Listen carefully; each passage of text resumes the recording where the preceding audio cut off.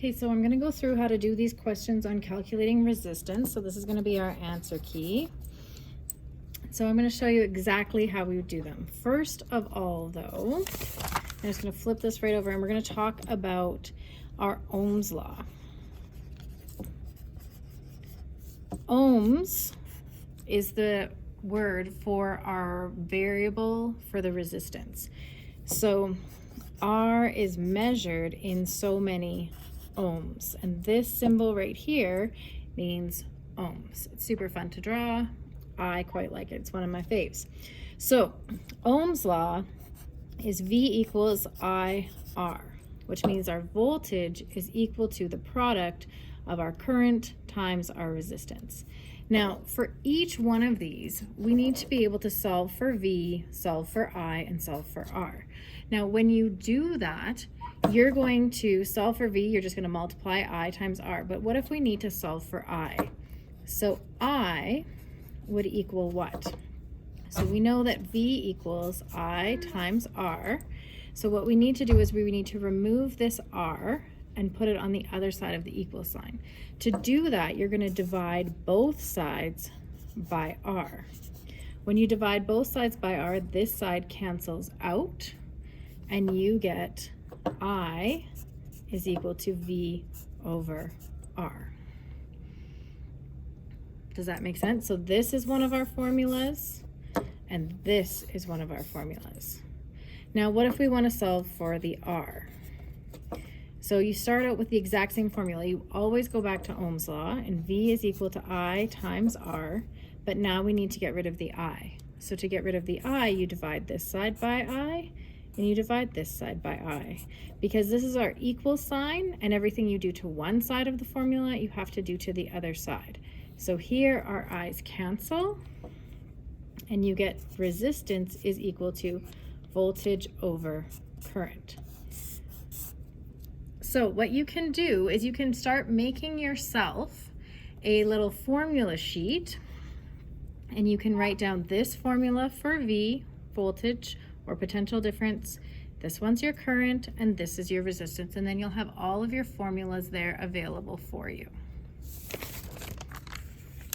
So going through the questions, the first question says, an automobile's headlights has an average resistance of 24 ohms. So the first thing I would do is I would circle or square, in this case I'm using a square, all of the numbers that it tells me, and I would underline what I'm looking for. Even after doing, like I taught physics for years, so even after doing this for years, I still do this in all my formulas. The car battery provides the potential difference of 12 volts. What amount of current passes through the headlights? So first of all, it says what amount of current. So you're going to put that as your question. We don't know what our current is. That's what we are looking for. Then you're going to write down everything that you know. So your resistance is 24 ohms and your volts is 12 volts. Now, you know that your formula is V equals IR. That's the formula you're going to use for every single one of these questions, but you need to know what it is for just I. So I'm going to divide this side by R and this side by R, and I'm going to get my current is equal to V over R. You always need to write your formula in the correct format at the beginning of your question. So even if you choose not to show this step, you could have these formulas from the back written down somewhere and just take this right here and write that down. You still need to write down this step.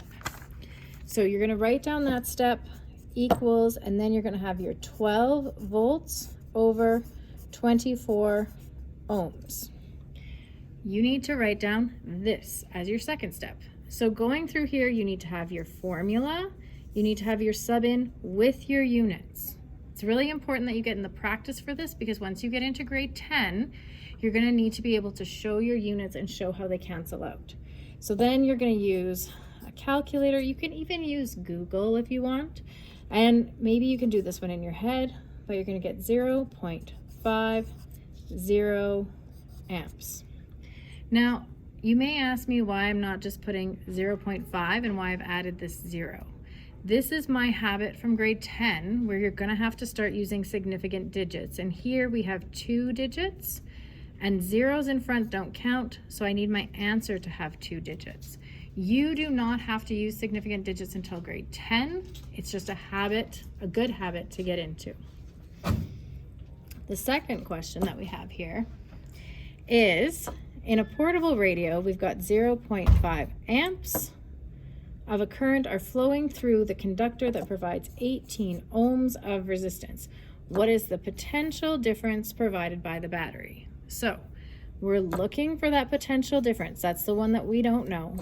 Our current is 0.5 amps, and our resistance is 18 ohms.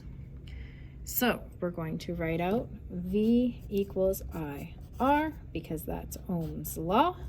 And then we don't have to change anything because we are looking for the potential difference. So we're gonna sub in our numbers with units. So we're gonna have 0.5 amps, 18 ohms, and then we're going to use a calculator. You do not have to do these in your head at all.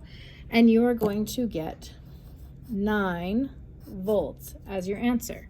Now again, zeros in front don't count, so I only have 1 here. I have 2 here. You go with the least number for significant digits, so 9 volts would be the correct answer. One more thing to remind you of when you're writing this out, you're going to have your formula, your sub in with units, and your answers always have to have the units as well. So make sure you have those in there. Okay, so here for question 3, a 9-volt battery maintains a current of 3 amps through a portable radio. What is the resistance of the conductor? So I have my voltage of 9 volts. Oh, sorry, I had to underline the resistance. Voltage of 9 volts, our current of 3 amps, and we're looking for our resistance. So as with every other question, we're going to start with our V equals IR, and then we're solving for R this time. So we need to get rid of our I on both sides of the equation, and we will get a new equation where R is equal to V over I. So we're going to sub in with our units, 9 volts over 3 amps, and we're going to get our answer to be 3 ohms. Again, we only have 1 digit in each of these, so our answer should have 1 digit in the end.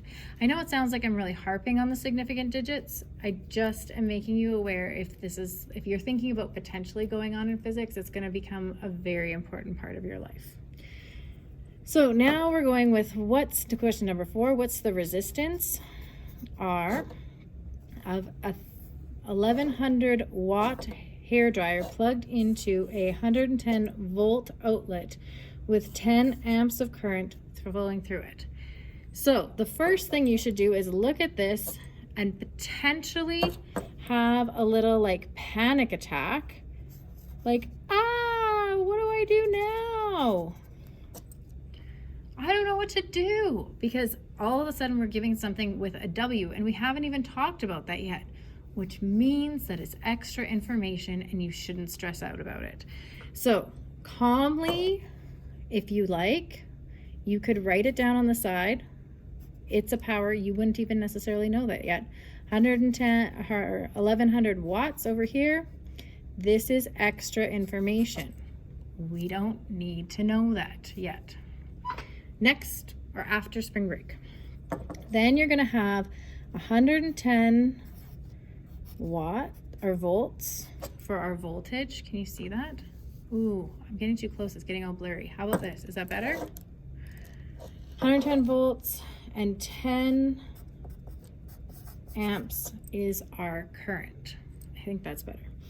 So V is equal to I times R. We're looking for R, so we're going to divide both sides by I. And R is equal to V over I.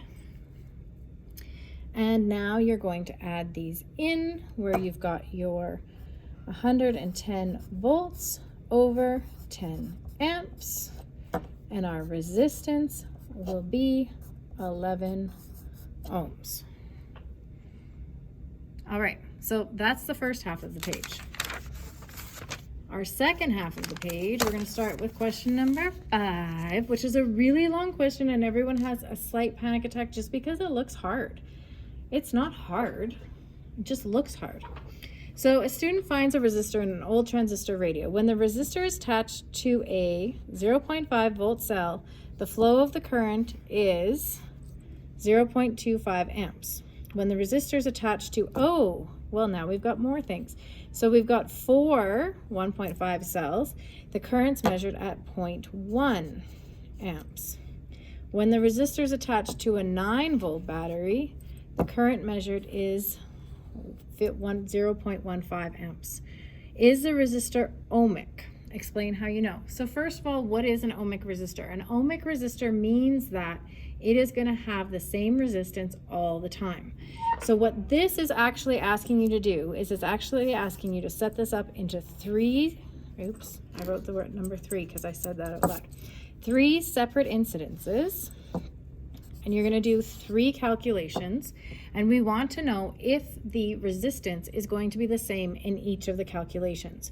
So in your first situation, you have a voltage of 1.5 volts and a current of 0.025 amps. In the second instance, you have a voltage of 4 times 1.5 volts and a current of 0.1 amps. In the last instance, you've got 9 volts and a current of 0.15 amps. In all of these cases, we're going to be looking for our resistance. So we want to know if we're going to get the same resistance for all of these, then it will be ohmic. So up here, we know V is equal to I times R. And from the last page, if we divide both sides by I, we will get R is equal to V over I. So in each one of these, we're going to have R is equal to V over I, which in the first case is 1.5 volts over 0.025 amps. In the second case, R is going to equal to, now because I've written this here, sorry, you can't see what I'm saying, because I've written my formula here, and it's the same formula for all 3, I don't have to write it out again. So here you'd have 4 times 1.5 volts over 0.1 amps. The biggest problem with this question is people forget to multiply 4 times the 1.5 first. So don't forget that. And the last time, you're going to have 9 volts over 0.15 amps. Now you're going to go through and calculate all of these, and in the first case, you're going to find out that we have 60 ohms. In the second case, you're going to go through and find that we get, 60 ohms. I got excited. I started writing other numbers. 60 ohms. And in the third case, you're also going to get 60 ohms. So because you have 60 ohms each time, yes, the resistor is ohmic, meaning that it has the same resistance regardless of the rest. All right, let's go through these last 2 as well to make sure you've got all of the answers for this and you know how to do them. A portable CD player is operating with 4. Again, it's got 4 times 1.5 volt cells connected in series, meaning that you have to multiply them all together.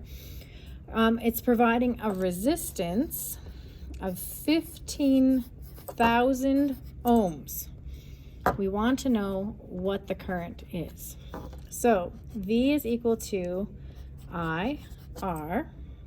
We want to get rid of the R, so we're going to divide by R on both sides.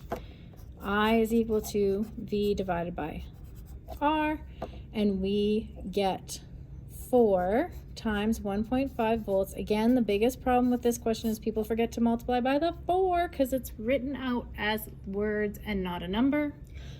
And then you're going to divide that by 15,000 ohms, and you get a current of 0.0004 amps.